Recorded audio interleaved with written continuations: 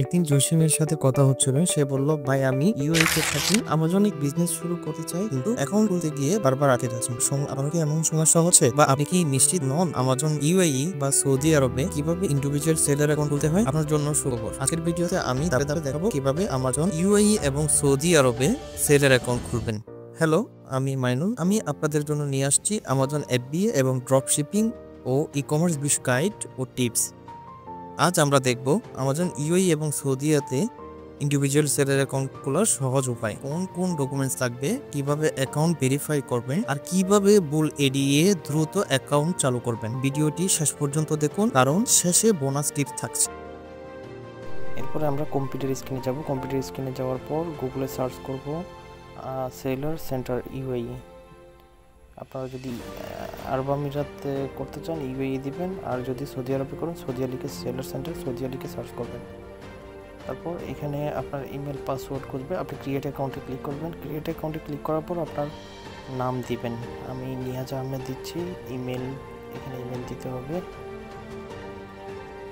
ইমেলটা দিব।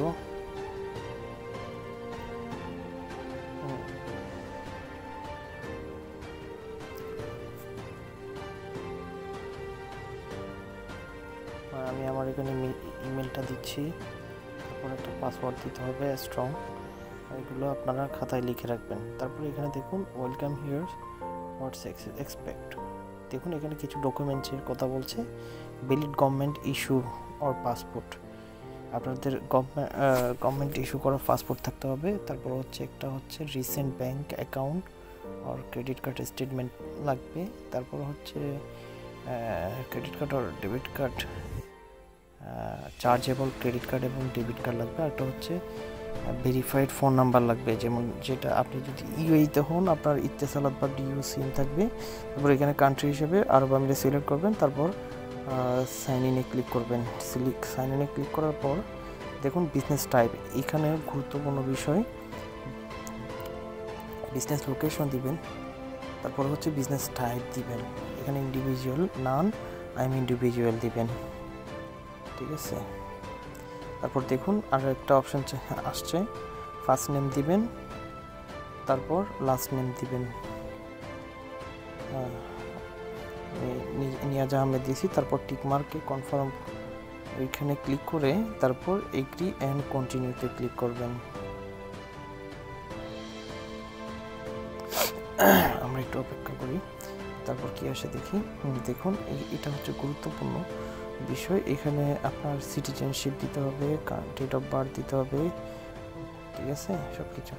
দেখুন সিটিজেনশিপ এখানে যেটা আছে, আপনি যেই কান্ট্রির, অর্থাৎ আপনি যেখানে জন্মগ্রহণ করেছেন সেটা। তারপর এখানে দিতে হবে সিটিজেনশিপ কান্ট্রি, মানে আপনি যেখানে জন্মগ্রহণ করেছেন আর কি। আর এখানে দিতে হবে মানে আপনি যেখানে আরব আমিরা, ঠিক আছে, আপনি এখানে বিজনেসটা করতে যাচ্ছেন। ন্যাশনাল আইডি ওর পাসপোর্ট, আপনি যে কান্ট্রির রেসিডেন্সিয়াল আইডি ইউজ করবেন সেই কান্ট্রি দিবেন, ঠিক আছে। আর এখানে আমি আরব আমিরা দিচ্ছি। তারপর এখানে আইডি নাম্বারটা দিবেন। তারপর আইডি এক্সপায়ার ডেট দিবেন, ঠিক আছে। আমি অ্যাড্রেসটা দিয়ে দিলাম। তারপর একটা ক্যাপচার আসবে, ক্যাপচারটা পূরণ করে দিবেন, সঠিকভাবে পূরণ করবেন। WFC27X, এখানে আপনার নাম্বার দিবেন।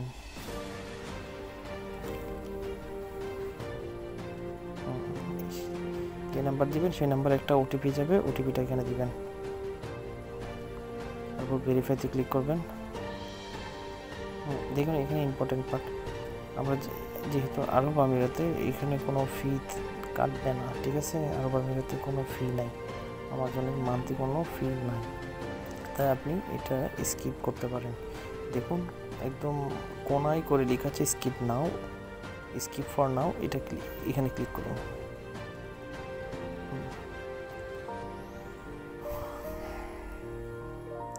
তারপর এখানে আরেকটা অপশান আসছে, দেখুন এখানে আপনার যে স্টোরের নামটা থাকবে, আপনার একটা ব্র্যান্ড নেম থাকবে, স্টোর নেম, খুব সুন্দর করে এটা সিলেক্ট করবেন। তারপর এখানে লিখে দিবেন স্টোর নেমটা।